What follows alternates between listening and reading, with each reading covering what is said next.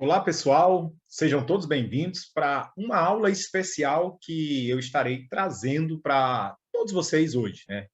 Na oportunidade, nós vamos aproveitar que, dentro do nosso curso de mestrado, temos estudado a respeito do profetismo dos profetas do Antigo Testamento e como se desenvolveu esse profeta, o trabalho desses profetas. Vamos aproveitar todo esse contexto e refletir em cima de um personagem enigmático. O nome desse personagem é Balaão. Aproveitamos também a oportunidade em que pesquisamos alguma coisa e eu quero aqui compartilhar com vocês, nesses rápidos minutos, algumas questões a respeito de Balaão e do profetismo, se é que podemos dizer assim, desenvolvido por este personagem tão complexo e enigmático que tem a sua história, a sua trajetória registrada nas páginas do Antigo Testamento. Então, me acompanhe nesta aula de hoje. Eu sou o professor Jefferson Rodrigues e estarei com vocês discutindo um pouquinho a respeito deste personagem. Vamos lá? Bem, então, em primeiro lugar, eu quero compartilhar com vocês aqui a tela. Bem, pessoal, então vamos começar. Quero aqui trazer o título, inclusive é o título de um artigo que estaremos publicando juntamente com a nossa professora, a doutora Marivete Cans, que tem como título Nem Tudo que Reluz é Ouro, uma análise do profetismo praticado por Balaão a partir do uso do nome de Yahvé em Números 22:13 e sua relação com a contemporaneidade. É um nome grande, mas o que nós queremos trabalhar aqui basicamente é como que este profeta ele se apropriou do nome sagrado de Deus, o nome Yahvé, né? E isso será que o torna um profeta? Então, dentro desse contexto, nós vamos trabalhar um pouquinho. A título de introdução, né, eu coloco aqui que o profetismo, ou o estudo do profetismo, ele tem sempre alguns desafios, né? Esses desafios podem ser vistos, por exemplo, na similaridade entre aquilo que a Bíblia fala e a possibilidade de outros povos também terem manifestações proféticas, bem como a possibilidade de se analisar o senso sobrenatural que um profeta tinha ou não tinha. Mas um destes desafios que eu coloco aqui, que o estudo do profetismo ele traz para todos aqueles que se debruçam, é justamente personagens como Balaão, esses personagens enigmáticos, né? E no caso específico do nosso trabalho, do nosso estudo, é ver como este personagem, Balaão, ele se apropriou do nome sagrado do Senhor, né? Qual o tipo de apropriação que ele faz? Então, este estudo que nós vamos trabalhar aqui, ele busca esclarecer algumas perguntas sobre Balaão. E quais são essas perguntas? Bem, a primeira dessas perguntas é: quais eram as funções requeridas de um legítimo profeta de Yahvé? A gente precisa, para conhecer o falso, a gente tem que ver o verdadeiro, né? Então, precisa primeiro começar apresentando quais são as ações, as funções que a Bíblia diz que um verdadeiro profeta de Yahvé ele deve ter. Segundo, só havia profetas em Israel, no caso, e Balaão, como fica nessa história? Em terceiro, o que a história geral e as escrituras judaico-cristãs revelam sobre este personagem, no caso, sobre Balaão. Então, a última pergunta a ser respondida é: Balaão era um legítimo profeta de Yahvé? Então, nós vamos aqui, dentro desse debate, desse estudo rápido que vamos traçar para todos vocês, apresentar as respostas, ou tentar, pelo menos, trilhar um caminho que possa apresentar para o ouvinte, aquele que está nos acompanhando, algumas respostas satisfatórias a respeito destas inquietações. Então, o primeiro ponto que eu quero destacar é definindo o trabalho dos profetas. Eu coloco aqui entre o céu e a terra, definindo o trabalho dos profetas. E por que entre os céus e a terra? Porque o profeta ele vive nesses dois mundos, no mundo espiritual e no mundo terrestre. Então, a sua mente muitas vezes se confunde as visões que ele vê o futuro como se fosse já existindo no presente, ele vê revelações como no caso de Ezequiel, dos céus abertos, e tantas outras manifestações que há esse momento em que céus e terra se fundem, né? E aí vamos ver quais são os trabalhos dos profetas de acordo com as descrições que nós vamos encontrar. Então, o termo profeta é usado amplamente nas páginas da Bíblia hebraica para definir alguém que fale em nome do Deus de Israel. Então, quando nós olhamos o Antigo Testamento, como a gente chama, a Bíblia hebraica, a gente vai ver que existem diversas afirmações de pessoas, de homens, mulheres, que foram usadas para falar em nome do Deus de Israel. A estes é dado o nome de profetas. Então, o termo profeta é melhor definido pela palavra hebraica navi, tá? Ou nabi, né, como está aqui, mas a pronúncia seria navi, que ocorre cerca de 315 vezes na Bíblia hebraica. Então, 315 vezes nós vamos ver, né, nas páginas do Antigo Testamento o uso desta palavra navi para definir a função ou a pessoa do profeta, certo? Então, e o que é que significa o navi? Navi significa porta-voz autorizado ou oficial. Então, este porta-voz autorizado poderia falar tanto em nome de uma autoridade humana, como principalmente de um Deus. E perceba que eu coloco aqui Deus com D minúsculo, propositalmente. Por que eu faço isso? Né? Porque nós vamos ver que entre os povos mesopotâmicos haviam aqueles também que diziam falar em nome de um Deus. E este, para nós que somos cristãos, não é um Deus legítimo, tá certo? Então, Navi é um porta-voz autorizado ou oficial que fala tanto em nome de uma autoridade humana como em nome de um Deus. No Antigo Testamento, também havia, e há, né, quando a gente vai pesquisar, outras palavras que estão relacionadas à figura do profeta. Então, quais são os outros termos? Vimos que Navi é o termo que aparece com mais frequência, mas existem outras também, outras palavras que se relacionam com este personagem, com aqueles que falam em nome de um Deus. Quais são elas? Por exemplo, Roé, Hosen, são o homem de Deus, que é Ish Elohim, servo de Yahvé, Abdei Yahvé, e mensageiro de Yahvé, que seria o Malá Yahvé. Então, essas aqui são algumas outras expressões em hebraico que se referem ao profeta. Mas, para o nosso estudo, a gente vai focar na palavra que aparece com mais frequência, que é a palavra Navi, tá certo? Então, neste processo, na versão grega do Antigo Testamento, chamada de Septuaginta, então, nós vamos ver a palavra Navi, Roé e Rosen, sendo substituída pelo substantivo grego profetes, tá? E o que é que significa também no grego? Então, neste caso, a palavra profetes, aparentemente é formada do verbo femi, que é falar, dizer, mais o prefixo pro, que seria estar diante, na frente. E o que é que significa tudo isso, basicamente? Então, o verdadeiro profeta, na perspectiva judaico-cristã, ou seja, do Antigo e do Novo Testamento, tem suas atividades vinculadas exclusivamente a Deus, não se submetendo à vontade de autoridades humanas. Então, neste caso, o profeta legítimo de Deus, ele fala em nome do Senhor, independente das consequências que venham, dos problemas que surjam, das inquietações que possa vir contra ele. Então, este seria, né, o verdadeiro profeta, o Navi, o profeta, está certo? E aqui há uma diferenciação interessante para que a gente possa conhecer algumas características deste legítimo profeta de Yahvé. Então, estes arautos, né, esses profetas que falavam, que iam à frente, que falavam em nome dele, diferenciavam-se pela exclusividade em sua adoração. Né? Ou seja, eles não dividiam esta adoração devida ao Deus legítimo com outros. Então, eles não se contaminavam com o culto a outros deuses e denunciando enfaticamente tal prática. Então, eles não se contaminavam com este culto a outras divindades e denunciavam esta prática como algo incorreto. A gente vê isso com muita frequência em todos os textos do Antigo Testamento, essa denúncia. Diante disso, vamos perceber o seguinte: o povo de Israel ele surge dentro de um cenário geográfico.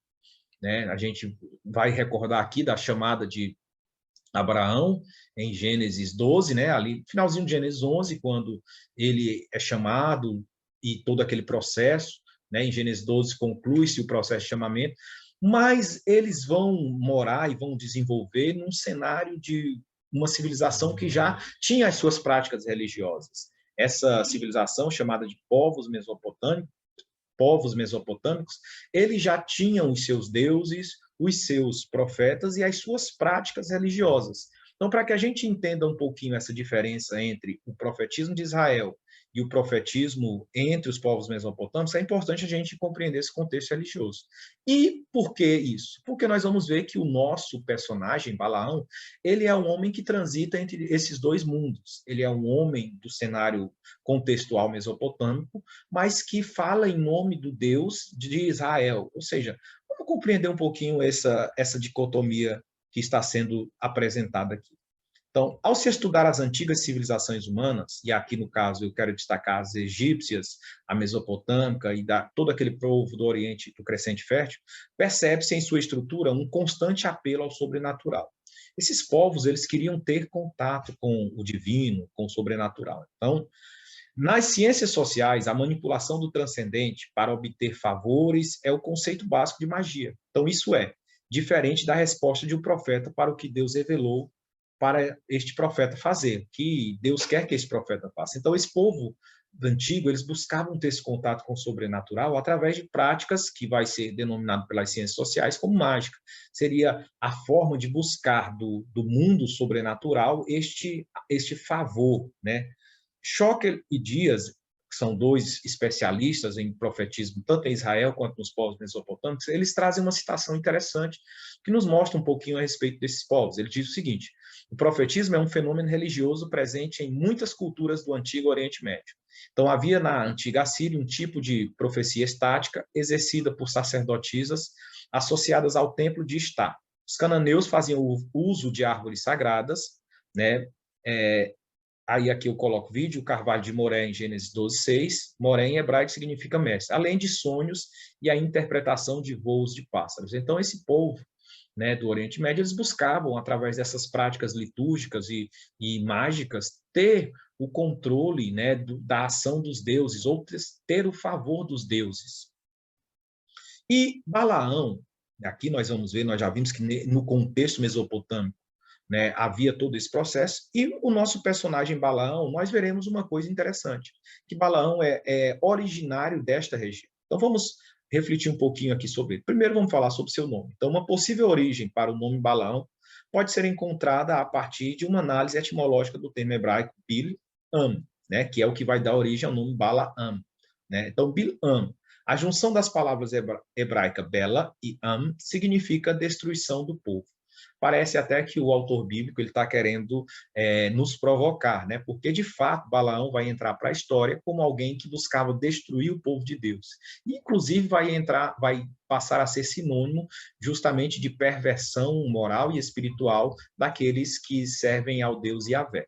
Então, pelo contexto em que a história de Balaão se insere, né, surge, como Balaão surge ali, sendo descrito nas escrituras, a gente identifica ele rapidamente com as práticas dos povos mesopotâmicos. Essa busca de obter o favor dos deuses através de mágicas, de rituais, de encantamentos, e isso vai ser uma das características que vai apontar que Balaão era um personagem oriundo da Mesopotâmia. Mas não só isso também. A própria Bíblia diz isso. Então, de acordo com as escrituras, Balaão morava em Petor, né? Uma localidade que o faz ter certa proximidade com a terra de onde o patriarca Abraão havia habitado, então, Harã, na Mesopotâmia. Perceba que, então, tanto pela atitude, pela prática deste homem, como pela própria identificação da sua localidade, a gente percebe que ele era um personagem típico entre os videntes, os mágicos, né, os profetas que existiam entre os povos mesopotâmicos, esses povos que eram vizinhos de Israel. Agora, qual é o contexto que ele vai ser chamado à prática? Bem, então a gente vai ver, por exemplo, que em Números vai descrever como o povo de Israel ele sai do Egito, ele avança pelo deserto e guiado por Moisés e abençoado por Deus, eles começam a conquistar vários territórios, vários reis, e um destes reis que habitavam a Mesopotâmia, ele escuta falar dos grandes feitos do povo de Deus e começa a temer. Este rei se chama Balaque. Né? Nós vamos ver isso em número 22:3. Então, Balaque, temeroso também de ter o seu reinado, né, as suas terras tomadas pelo povo de Israel, ele vai justamente chamar este famoso vidente, este homem chamado Balaão, para que lance pragas sobre o povo de Deus, né? E aí o que vai ser o cenário em que Balaão entra, esse homem da Mesopotâmia, esse mágico, esse vidente, ou esse pseudo-profeta da Mesopotâmia entra, e o que vai ser intrigante é que Balaão ele não vai usar as artes mágicas no primeiro momento da Mesopotâmia, mas ele vai falar usando o nome sagrado de Deus. Então, vem a pergunta: era este um legítimo profeta de Yahvé, já que ele usou o nome sagrado de Deus? E o nome sagrado de Deus é Yahvé. Né? Então, é o questionamento que a gente levanta. Então, vamos ver aqui esta relação entre Balaão e o uso do nome sagrado de Yahvé. Então, vejamos. Bem, a narrativa de Números, entre os capítulos 22 e 24, percebe-se o uso constante dos nomes sagrados do Deus dos hebreus, né? E qual é o nome sagrado do Deus dos hebreus, do Deus de Israel? Bem, nós vamos ver alguns nomes aqui. Então, Balaão cita o nome próprio do Deus dos israelitas, Yahvé, e em outros, né? Ele também usa outros nomes e apresenta até mesmo nomes genéricos, como El, Elohim, Elion e Shaddai, que são nomes que a gente diz que, dentro da teologia, nomes genéricos atribuídos ao Senhor, Criador dos céus e da terra. Então, veja aqui, eu fiz uma pequena relação de como esses nomes são usados aqui por Balaão, tá bom? E como eles surgem dentro desse contexto aqui do livro de Números. Então, vejamos aqui. Deixa eu voltar aqui. Colocar para vocês o laser para que a gente possa. Então, vamos ver aqui. Então, em Números 22, do 2 ao 21, 36, 41, vê-se 4 vezes a referência ao nome Yahvé, 6 vezes ao nome Elohim, e em Números 22, 22 a 35, o nome sagrado Yahvé é apresentado 12 vezes, enquanto Elohim apenas uma vez. Em Números 23, do 1 ao 30, vê-se 8 vezes a referência ao nome Yahvé, 3 vezes ao nome Elohim, e agora vê-se o nome genérico El aparecer 4 vezes. Em número 24, do 1 ao 25, já aparecem outros nomes genéricos de Deus, por exemplo, uma vez Elohim, 4 vezes El, 2 vezes Shaddai e uma vez Elion. Porém, o nome sagrado de Deus, o nome sagrado Yahvé, aparece 5 vezes. Então, vejam só. Todo esse contexto aqui, nós vamos ver aqui que na perícope de número 22, encontra-se 4 vezes o nome de Yahvé. Não obstante um destes usos, chama a atenção, pois Balaão chama Yahvé de meu Deus. Antes, deixa eu fazer aqui uma colocação para os irmãos. A gente não sabe, de fato, como é o nome sagrado de Deus. Mas o que nós sabemos é que o Deus dos hebreus, ele identifica-se como eu sou o que sou, em Êxodo 3, 14. E ali vai se tornar o nome sagrado de Deus, que em hebraico é desta forma, como está escrito aqui. Olha, em vermelho está aparecendo a ponta do laser. Nós não sabemos exatamente a pronúncia, porque se perdeu com o tempo. Contudo, admite-se que o nome sagrado, o nome próprio de Deus, torna-se Yahvé. Esse nome era muito especial para os hebreus, a ponto deles não pronunciarem, a não ser em situações específicas e muito sagradas. Por isso que causa o espanto de Balaão, um mágico mesopotâmio, um vidente mesopotâmio, chamá-lo não somente pelo nome próprio, mas chamá-lo também de meu Yahvé, meu Deus, né? Então, isso é complicado, né? Isso causa inquietação. Veja o que o texto diz. Porém, Balaão, respondeu aos conselheiros de Balaque, mesmo que Balaque me desse o seu palácio cheio de prata e de ouro, eu não poderia fazer coisa alguma, grande ou pequena, que vá além da ordem do Senhor, meu Deus. Olha só, então ele chama Yahvé e diz que Yahvé é o seu Deus, e isso causa inquietação. Então, este nome sagrado não poderia ser falado em vão por um israelita. Agora, você imagina, por que Balaão, então, utilizou-se do nome próprio do Senhor? Será se isso não legitimaria Balaão como um profeta de Yahvé? Bem, vamos ver, então, o que é defendido nesse processo. Então, defende-se que Balaão faz uso do nome sagrado do Deus dos israelitas como uma forma de encantamento, prática comum entre os adivinhos do Oriente Próximo. Sim, há esse consenso que os adivinhos da Mesopotâmia, os mágicos, eles buscavam falar o nome da divindade, conhecer o nome da divindade, para a partir dali ter poder sobre ela. Neste aspecto, Balaão, com certeza, já ouvia falar dos grandes feitos que Yahvé tinha realizado entre o povo hebreu desde a sua saída do Egito, e ele se apropria desse nome e agora vê que ele é um Deus forte e quer usar este nome para que possa causar impacto. Então, é possível, neste aspecto, que Balaão, como alguém experiente em artes mágicas, tenha tentado se apropriar do nome próprio de Yahvé com o intuito de tomar posse do poder desta divindade. Então, veja aqui esta citação. O uso do nome no Oriente Antigo, ocasionalmente, tinha associações mânticas. Se alguém sabia o nome do outro, particularmente o nome de uma divindade, então ele tinha alguma influência, alguma reivindicação. Perceba que, de acordo com esta ótica, é possível que Balaão ele se aproprie do nome sagrado do Deus dos hebreus com a finalidade e o propósito de tentar ter favores, adquirir favores desse Deus. Então é provável que Balaão, ao invocar o nome próprio do Deus hebreus, buscasse, de algum modo, controlar seus poderes, a fim de obter favores em sua empreitada em amaldiçoar os israelitas. Perceba que nós aí já percebemos, já observamos que esse elemento era um elemento ruim, né? Que não tinha como projeto nenhum, né, adorar verdadeiramente ao Deus de Israel. Diante disso, de acordo com Ner, Balaão não é um profeta bíblico. Ele é um falso profeta, por vários motivos. E um deles é justamente que tem sucesso com sua magia.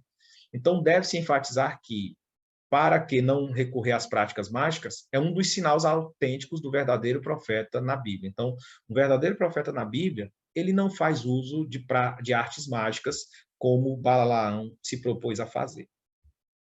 Então, percebe-se com esta análise que o uso do nome sagrado de Deus por Balaão não o fez um legítimo profeta de Yahvé. Até porque a própria Escritura, né, estabelece critérios para a definição de quem verdadeiramente pode ser enquadrado como um profeta do Deus de Israel. Então, a Bíblia estabelece, aqui um dos textos conhecidos é Deuteronômio 18, 9 ao 14, que eu vou apresentar para os irmãos. Então, vamos ver quais são os critérios que as Escrituras usam para definir, de fato, quem pode ser chamado de um verdadeiro profeta de Yahvé. Então, em Deuteronômio 18, do 10 ao 11, olha só a advertência, né? Os israelitas deveriam evitar pessoas que pratique adivinhação, ou dedique-se à magia, ou faça presságios, ou pratique feitiçaria, ou faça encantamentos, que consulte, que seja médium ou espírita, ou que consulte os mortos. Então, veja aqui que aqui há uma ferrenha advertência contra todas essas ações que era comum entre os adivinhos mesopotâmicos, entre os pseudos profetas existentes na Mesopotâmia. Quando você analisa a Bíblia de modo mais amplo, né, aí nós vamos encontrar aqui 4 características que um verdadeiro profeta ele deveria ter. E eu quero trazer para vocês aqui nesta nossa análise. Primeiro, o legítimo profeta não busca agradar aos ouvintes, mas fala a partir da mensagem que recebe de Deus, conforme Malaquias 2:11. Segundo, não confia em si mesmo, mas mostra-se dependente de Deus e por isso é obediente à palavra divina. Jeremias 28, do 1 ao 17. Então, o profeta, ele obedece à palavra de Deus. Ele não só vive do sobrenatural, mas ele é obediente à manifestação, à orientação da palavra de Deus. Ele não troca sua mensagem por vantagens pessoais, pois não tem a profecia como profissão, mas como chamado de Deus, conforme Amós 7, do 2 ao 14, e a gente vai ver que Balaão ele estava vendendo mesmo, né, as suas artes, os seus presságios, as suas visões, né, os seus encantamentos, ele vendia, ele buscou vender para Balaque, inclusive foi seduzido por Balaque, trocando por dinheiro, já indo frontalmente a esta posição. E o verdadeiro profeta, ele teria sua mensagem impactava primeiramente o próprio profeta, levando-o a viver de modo santo e comprometido com a palavra de Deus. Percebe-se que o vidente de Peor, no caso Balaão, não poderia ser alinhado a tais exigências com base em toda a sua trajetória, em tudo aquilo que nós percebemos na vida dele. E o Novo Testamento ele traz um veredito categórico através das palavras de Pedro.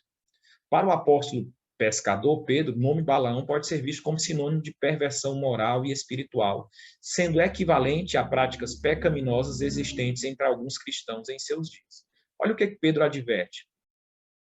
Compara com Balaão, ele diz: pois que tais homens têm prazer nos deleites cotidianos, nódoas são eles e máculas, deleitando-se em seus enganos quando se banqueteiam convosco, tendo os olhos cheios de adultério, e não cessando de pecar, engodando as almas inconstantes, tendo o coração exercitado na avareza, filhos da maldição.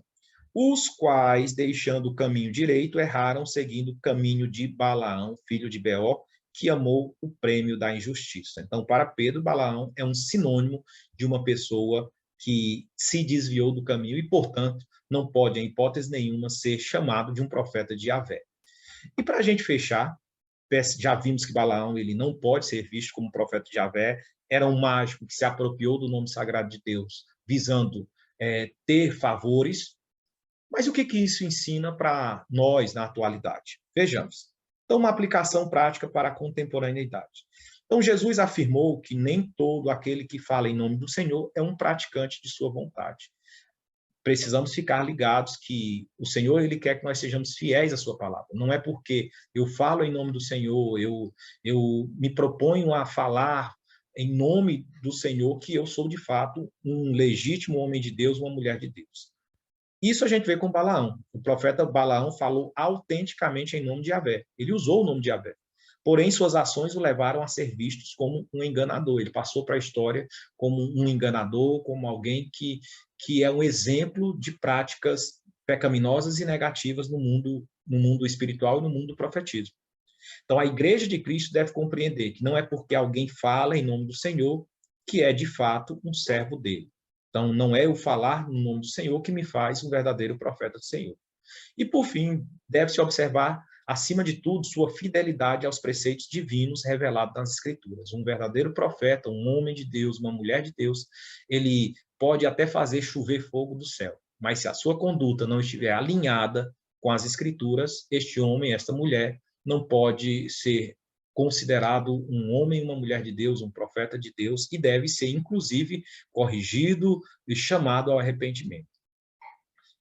Jesus, as palavras de Jesus devem ecoar no coração de todos aqueles que ouvem ou falam em nome do Senhor.